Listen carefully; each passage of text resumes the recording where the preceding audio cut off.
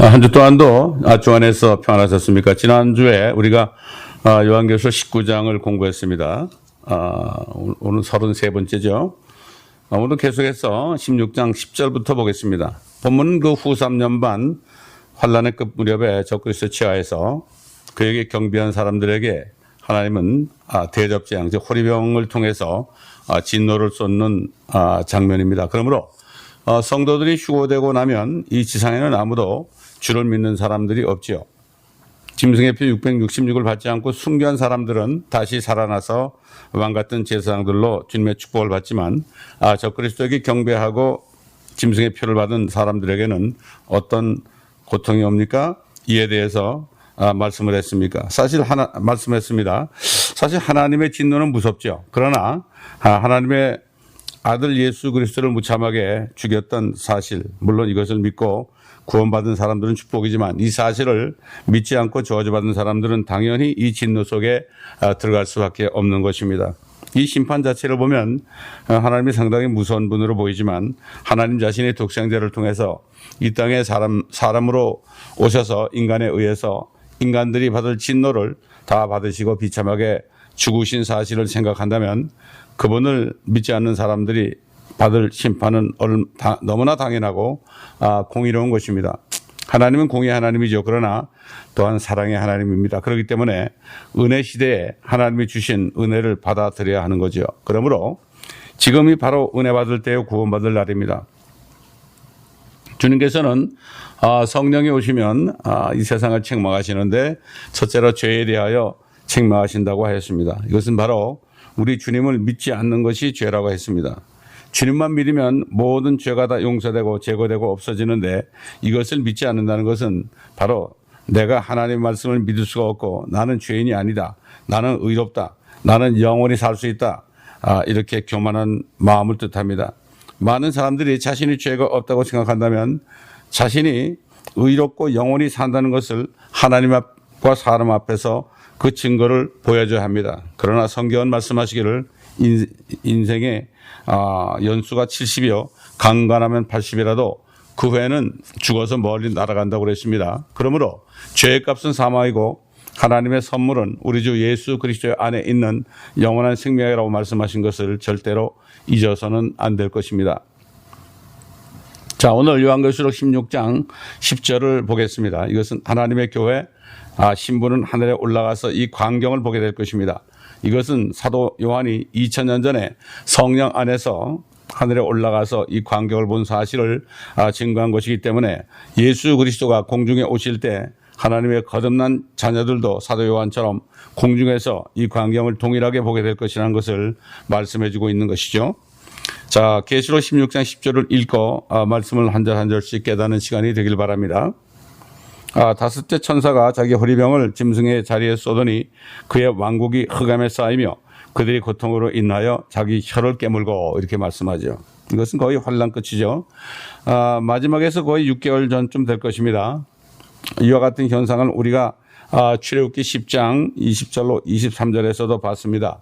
이스라엘의 저속 고센 지역만 빼고 모든 지역이 흑암에 덮인 것을 봤습니다. 10가지 재앙 중에 하나였죠. 다시 말해서 엘리야와 함께 돌아온 모세의 사역을 가리킵니다. 바로 동일한 모세가 환란 때 내려와서 이집트에서 하나님이 역사하신 것처럼 동일한 흑암이 이제는 이집트가 아닌 이 세상 나라에 적그리스도 보호자에 임할 것을 말씀하고 있습니다. 이 짐승의 보호자, 이것은 짐승이 앉는 자리죠. 짐승은 적그리스도요. 적그리스도는 마귀가 사람의 몸을 입은 화신입니다. 우리 주 예수 그리스도는 하나님이 사람의 몸을 입고 오신 분이죠. 그래서 마귀가 우리 그리스도를 흉내내는 것입니다.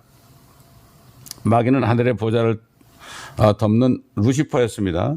덮는 그룹이었습니다. 그 자신이 기름 부음 받은 자였기 때문에 환란 때에도 자신이 그리스도라고 말하면서 땅에 있는 보좌에 앉아서 3년 반 동안 이 세상을 지배한다고 말씀하고 있습니다.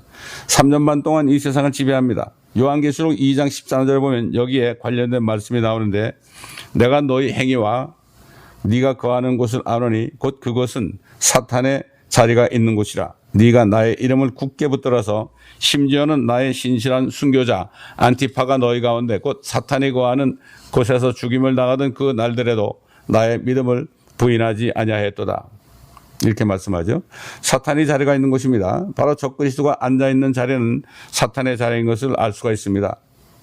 이것은 문자 그대로 로마에 있는 성 베드로의 자리에서 이 세상을 통치한다는 교황의 자리입니다. 이 호리병은 짐승의 자리가 있는 로마와 로마 제국에 부어지는 것을 우리가 볼 수가 있습니다.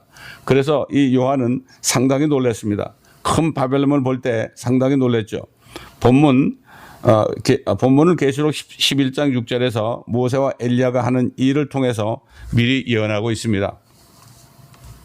이들에게는 하늘을 닫는 권세가 있어서 그들이 예언하는 날 동안 비를 오지 못하게 하고 물을 피로 변하게 하는 권세도 있어 원하는 때면 언제든지 온갖 재앙으로 땅을 치리하려다. 이렇게 말씀했습니다.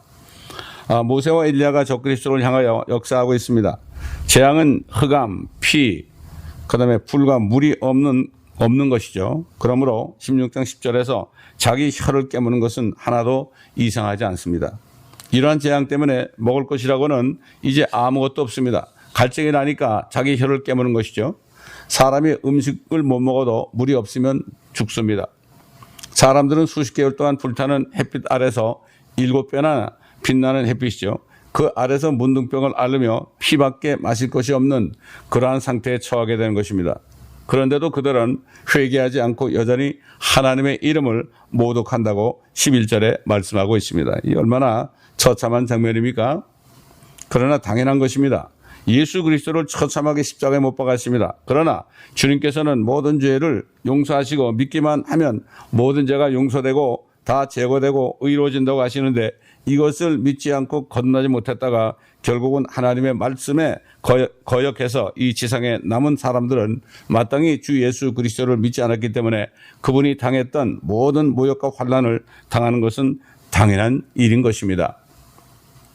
그러므로 믿는 사람들은 심판을 받지 않지만 믿지 않는 사람들은 이미 심판을 받은 것이라고 말씀하고 있습니다. 옛날에 불밤의 형상을 노수로 만들어 장대에 매달아 놓았을 때 그것을 쳐다본 사람은 다 나았더라 그랬습니다. 마찬가지입니다. 뱀처럼 벌거벗고 맨몸으로 십자가에 6시간 있을 때 주님의 몸은 완전히 바베큐가 될 정도로 빨간 몸이 됐습니다. 이렇게 해서 모든 죄를 용서했지만 그 예수를 믿지 않는 사람들은 자신이 환난 때 이런 고통을 받는 것은 당연한 것이 아니겠습니까? 이것이 바로 공의의 하나님이십니다. 이제 주님이 다시 오실 때는 심판의 주로 오십니다. 더 이상 어린 양처럼 아무 말도 못하고 두드려 맞고 침뱉음 당하고 수염이 뽑히고 가시관을 쓰고 손과 발에 못이 박히고 옆구리와 심장에는 그 창이 찔러지는 그러한 고난은 더 이상 받지 않으실 것입니다. 자, 계속해서 16장 21절을 계속해서 보겠습니다. 자신들의 고통과 헌대로 인하여 하늘에 계신 하나님은 모욕하되 자기들의 행위는 회개치 아니하더라. 자, 결국 문제는 마음입니다. 예레미야 17장 9절에 보면 마음이 만물보다 거짓되고 심히 악하다 그랬습니다. 누가 알겠느냐? 자신이 모릅니다. 자신의 마음이 얼마나 악한지 사람들이 모르죠. 참 이런 말씀을 결론적으로 입증하는 겁니다. 그리고 시편 기자가 39편 5절에 증거한 것처럼 진실로 가장 좋은 상태에 있는 사람도 다 헛될 뿐이니다 이렇게 얘기했죠. 지금 은혜의 시대에 하나님을 믿지 않고 큰 소리치고 사는 사람들, 참 높임을 받는 사람들, 부유한 사람들, 지금은 큰 소리를 치지만 그러나 환난 때 주님이 오시게 되면 주님 앞에 아무것도 아닌 존재라는 것을 알게 될 것입니다. 다 날아가 버리죠. 그러므로 모든 육체는 풀이요 그 영광은 꽃과 같고 풀은 시들고 꽃은 떨어지나 하나님의 말씀은 세세토록 있다 했으니 이것이 너에게 복음으로 전해진 말씀이라. 이 복음의 말씀이죠. 예수 그리스도가 성경대로 우리의 모든 죄를 위하여 죽으시고 장사되었다가 성경대로 셋째 날에 살아나셨다는 사실, 이 간단한 복음 속에 생명을 주시는 하나님의 말씀이요 생명을 주는 축복이 있습니다. 이것을 믿지 않는 것이 바로 악한 것이고 죄인 것입니다. 그렇기 때문에 아무리 좋은 상태에 지금 있다 하더라도 주님이 오시게 되면 헛된 것입니다. 마른 겨와 같이 날아가 버릴 것입니다. 주님께서 말씀하시기를 그 사도 침례 요한께서 말씀하셨죠. 자기 타작할 마당을 정하고 알곡은 곡간에 들이고 죽정이는 꺼지지 않는 불에 태우시리라 그랬죠. 하나님께서 그들을 이 환난에 채찍질하고 벌을 주고 때려서 거의 죽을 지경이 되게 하여도 그들은 회개하지 않는 것을 봅니다. 이것은 얼마나 사람의 마음이 완악하다는 것을 여기에서 보여주고 있는 것입니다. 성도들이 휴거되고 나면 이 땅은 엄청나게 무법천지가 될 것이고 마귀의 온전한 지배를 받으며 그 마귀에게 복종하는 악한 자들을 따르는 자들이 될 것이기 때문에 그때 광경은 감히 상상할 수도 없습니다. 오늘날도 범죄가 많다고 하지만 그때는 모든 악한 사람들이 많기 때문에 이 세상이야말로 지옥이 되는 것입니다. 한자에 보면 지옥은 땅이라는 지자와 감옥이라는 옥자 이걸 쓰는 것이 절대로 우연한 일이 아니라고 생각됩니다. 자, 계시록 16장 12절을 계속 보겠습니다. 여섯째 천사가 자기 호리병을 큰 강 유프라테스에 쏘더니 강물이 말라버려서 동방의 왕들의 길이 예비되더라. 동일한 말씀이 계시록 9장 13절 14절에서 여섯 번째 천사가 그의 나팔을 불 때 일어나는 것을 볼 수가 있습니다. 그러므로 이것은 동시에 일어나는 사건이죠. 인재양, 나팔재앙, 호리병재앙이 본문에 보면 새로운 인물들이 나타나죠. 동방의 왕들입니다.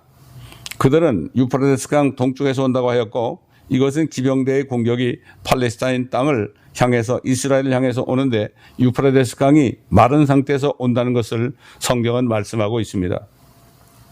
본문에서 말하고 있는 동방의 왕들은 몽골 아시안 왕들이지만 이들은 예수 그리스도의 재림 전에 총 공격하기 위해 모입니다.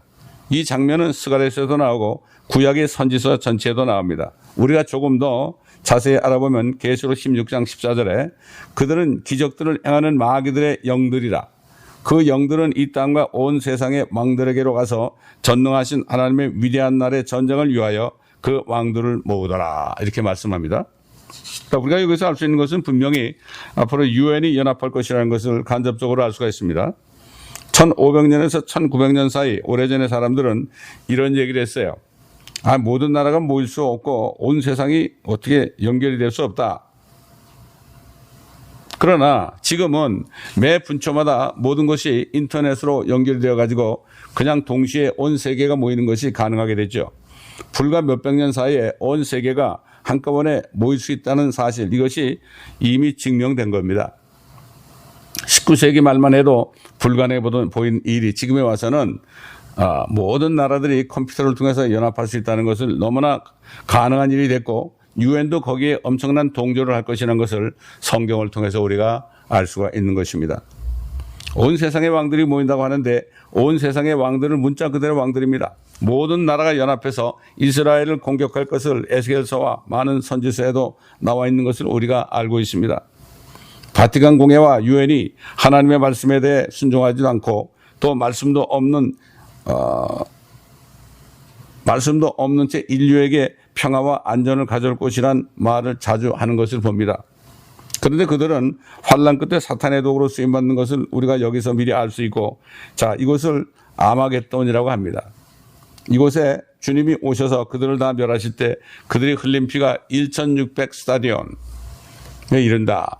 한 스타디온은 영어로 one furlong인데요. one furlong은 8분의 1 마일이니까 이게 마일로 따지면 한 200마일 정도 되는 거죠. 그 200마일 정도 이르고 흘린 피가 말 고피까지 이른다고 말씀하고 있습니다. 한국의 낙동강 정도의 길이에 해당되는 피강물이 흐른다는 것이죠. 얼마나 엄청난 겁니까? 그 사람들의 시체를 독수리와 새들이 와서 뜯어먹는다고 했고 지금 팔레스타인 땅에 새들이 그렇게 많이 모여든다는 말을 계속 듣고 있습니다. 자, 계시록 16장 13절을 보게 되면 또 내가 보니 개구리 같은 더러운 새 영이 용의 입과 짐승의 입과 거짓 선자의 입에서 나오는데 이렇게 말씀합니다. 마태복음 3장을 보면 성령은 비둘기같이 임한다고 그랬죠. 예수 그리스도가 요단강에서 침례를 받고 올라오실 때 위에선 아버지 하나님의 음성이 들렸습니다. 그리고 물속에서 올라오는 주님은 육신의 몸을 입고 이 땅에 오신 성자 하나님 그리고 성령 하나님이 비둘기처럼 그 형상으로 임했던 것입니다. 성부 성자 성령이 동시에 음성으로 모양으로 육신으로 세상에 소개된 것을 우리가 볼 수가 있습니다. 그런데 불결한 영은 개구리 같아서 항상 이상한 습기 있는 것을 찾아다니며 날아다니는 것을 잡아먹는 것을 우리가 볼 수 있죠. 본문에서는 적그리스도에 관한 본성과 인격을 한꺼번에 볼 수가 있는데 여기에 사탄의 삼위일체를 봅니다. 그는 용으로서 성부 하나님을 흉내내고 짐승으로서 어린 양 성자 하나님을 흉내내고 거짓 선지자로서 성령 하나님을 흉내내는 것입니다. 용, 짐승, 거짓 선지자가 한꺼번에 16장 13절에 나타나는 것을 봅니다. 또 사탄의 삼일체는 구약에서 세 사람으로 나타나는 것을 볼 수 있는데 그 이름들이 이상하게도 B자로 시작합니다. 민수기 22장 41절에 보면 이런 말씀이 있습니다. 아침에 발락이 발람을 데리고 바알의 산당에 올라가서 거기서 그 백성의 맨 끝을 보게 하더라. 이 발락은 적그리스도 용의 모형이죠. 발람은 거짓 선자의 모형이죠. 그 다음에 바알은 바로 거짓된 신 마귀 용의 그러한 모습이죠. 그러나 발람이 이스라엘 백성들을 저주하려고 했지만 하나님께서는 그의 입을 사용하셔서 오히려 축복하는 메시지를 준 것을 기억하고 이 거짓 선자의 길을 막기 위해서 우리는 당나귀의 입을 통해서 하나님은 당나귀의 입을 통해서 책망했다는 것을 우리가 기억합니다. 계속해서 16장 14절을 보겠습니다. 그들은 기적들을 행하는 마귀들의 영들이라. 그 영들은 이 땅과 온 세상의 왕들에게로 가서 전능하신 하나님의 위대한 날의 전쟁을 위하여 그 왕들을 모으더라. 그 영들은 마귀들의 영들이라고 했습니다.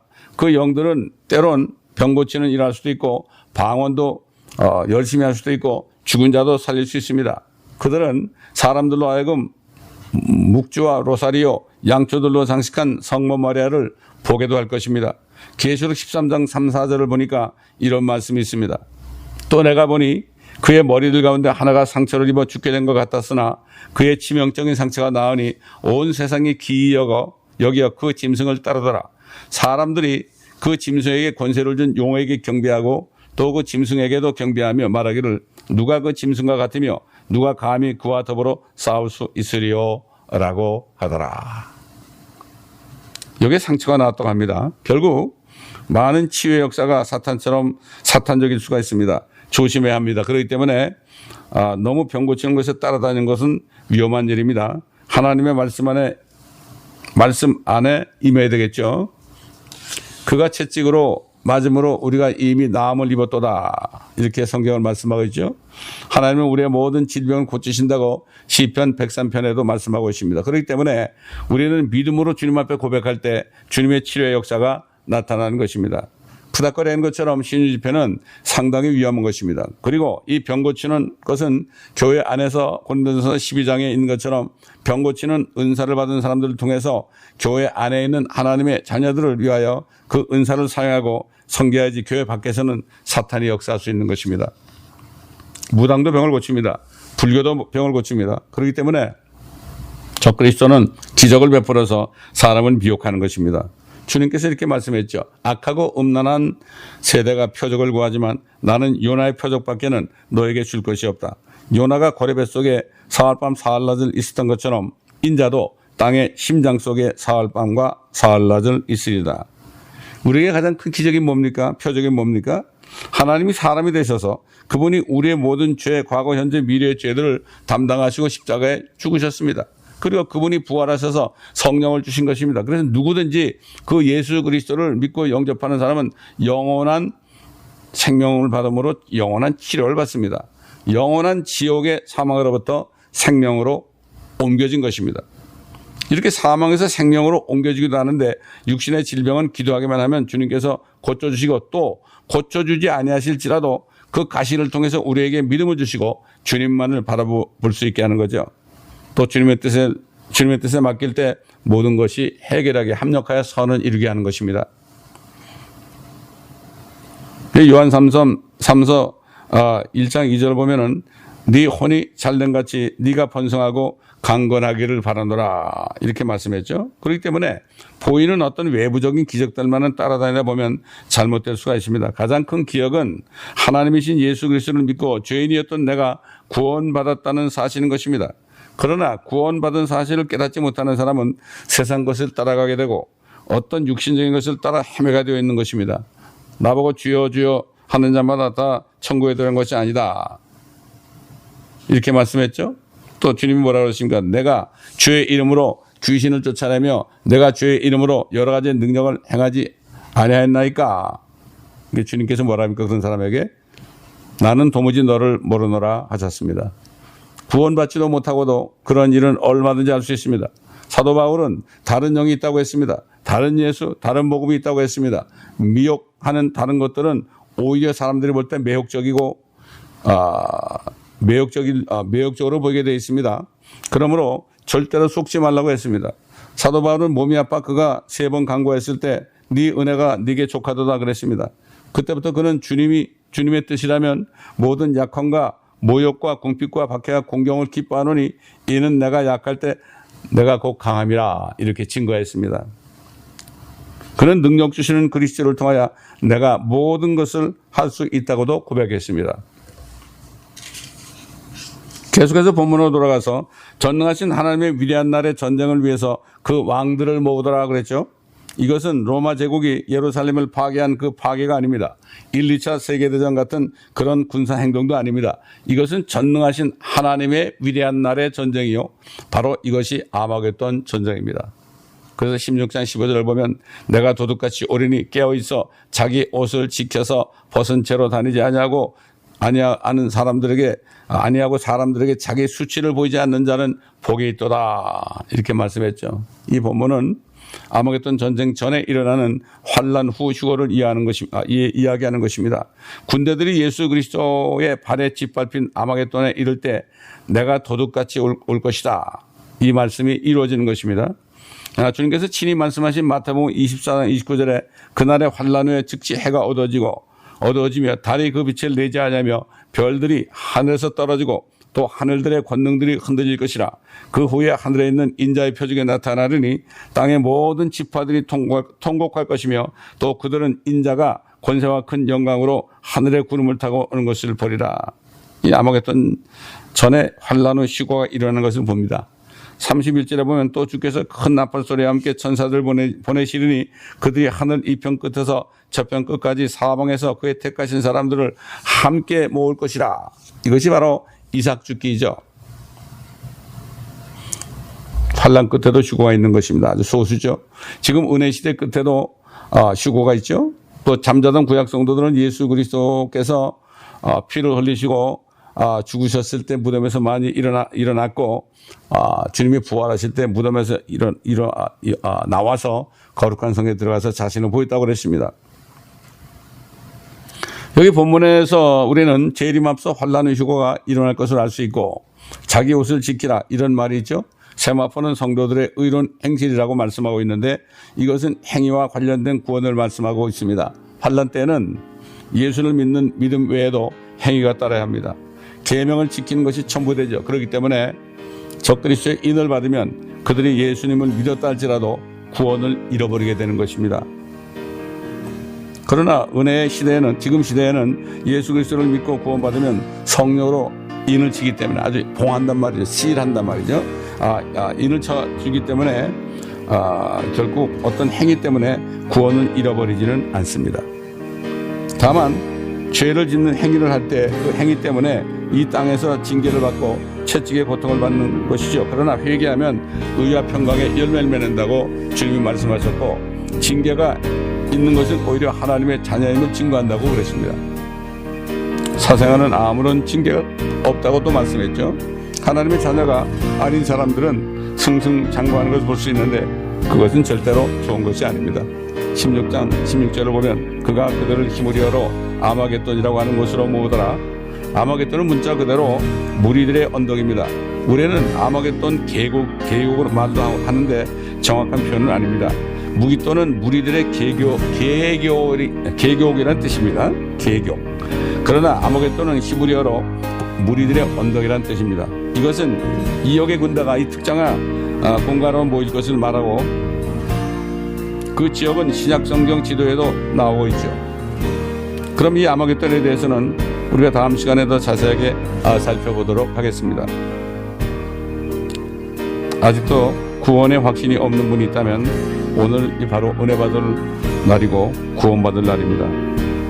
죄 이름을 깨닫고 회개하여 예수 그리스도를 전심으로 마음에 응접하셔서 성령으로 거듭나셔서 절대로 이 대환란에 넘어가지 마시고 주님 오실 때 공중으로 들림받아서 혼인잔치에 참여하는 여러분이 되시며 이 땅에 사는 동안에 주의 일을 많이 해서 그 일을 한 만큼 상을 받고 주님과 함께 다스리는 축복을 받으시는 여러분이 되시기를 예수 그리스도의 이름으로 축원합니다. 기도하겠습니다. 오늘도 성령께서 말하게 하심을 따라 말씀을 증거했습니다. 말씀을 들으신 분들 가운데 아버지 하나님 오늘 깨닫고 구원받는 날이 되게 하시고 또 어떤 분들은 진리의 지식에 이를 수 있게 도와주옵시고 또 이 요한계시록의 처참한 광경을 봤으니 이제는 믿지 않는 사람들을 보고 복음을 전하는 열정을 그들에게 부어주옵소서. 그래서 한 사람이라도 주님 오실 때 그때까지 한 사람이라도 그리스도에 인도하는 축복된 종들이 되게 하여 주옵소서. 감사드리며 우리 주 예수 그리스도의 이름으로 간청하며 기도드리나이다. 아멘.